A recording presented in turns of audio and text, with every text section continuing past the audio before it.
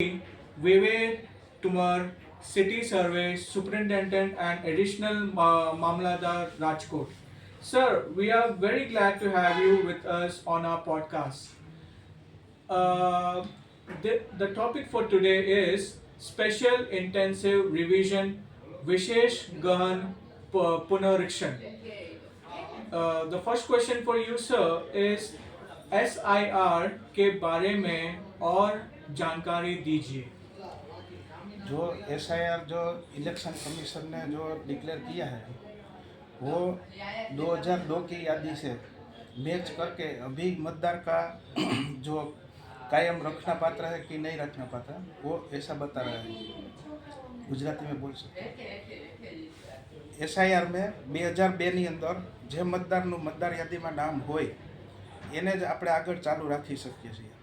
બીજું એસઆઈઆરના હિસાબે જેટલા મતદારો આ જગ્યાએથી શિફ્ટ થઈ અને બીજી જગ્યાએ જતા રહ્યા હોય, પછી કોઈનું મૃત્યુ થઈ ગયું હોય, તો આવા જે નામો છે એ અહીંથી કમી થઈ જાય અને ખરેખર એ માણસ યોગ્ય જગ્યાએ જે જગ્યાએ ખરેખર એ સ્થાયી થયો હોય એ જ જગ્યાએ એનું મતદાન થાય અને મતદાર યાદીમાં નામ દાખલ થાય.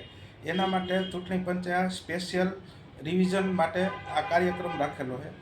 સામાન્ય રીતે દર 20 વર્ષે આવો કાર્યક્રમ બનતો હોય છે, પણ આ વખતે વિશેષ છે કે 2002ની જે યાદી છે એની અંદર જો મેપિંગ કોઈ મતદારનું ન થાય તો એ લોકોએ જે ચૂંટણી પંચની યાદીની અંદર બતાવેલ ડોક્યુમેન્ટ્સ છે, જેમાં કોમન વસ્તુ છે કે જન્મનું પ્રમાણપત્ર, પછી પાસપોર્ટ, એવા સત્તાધિકારી દ્વારા આપેલા કોઈ પણ યુનિવર્સિટીઓ દ્વારા આપેલા શૈક્ષણિક પ્રમાણપત્રો, આવા બધાનો આધાર લઈ અને જો એ 2002ની પોતાની જે લાયકાત છે એ આપણી ઇન્ડિયન તરીકે સ્થાપિત કરે તો તેને આપણે નવી મતદાર યાદીમાં સામેલ કરી શકીએ છીએ.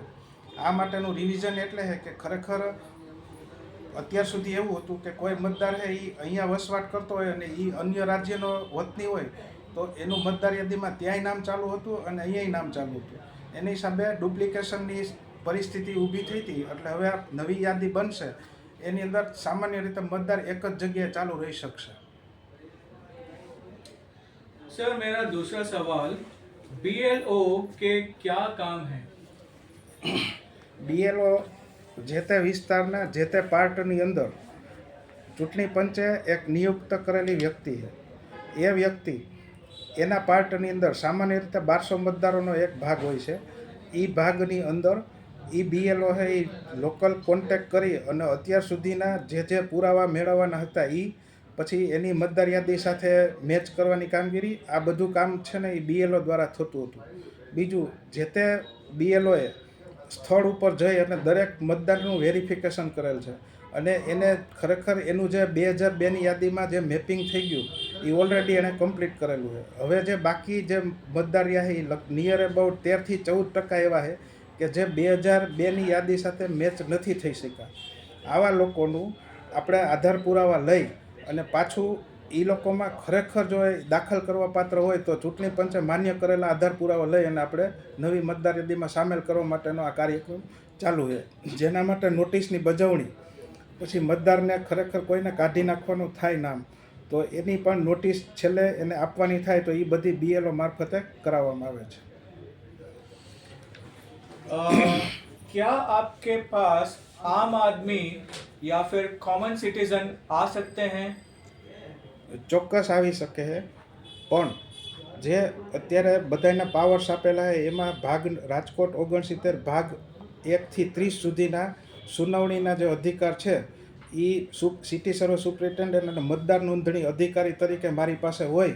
આ ભાગો પૈકીના કોઈને મુશ્કેલી હોય તો એ અવશ્ય રીતે એની મુલાકાત લઈ શકે છે.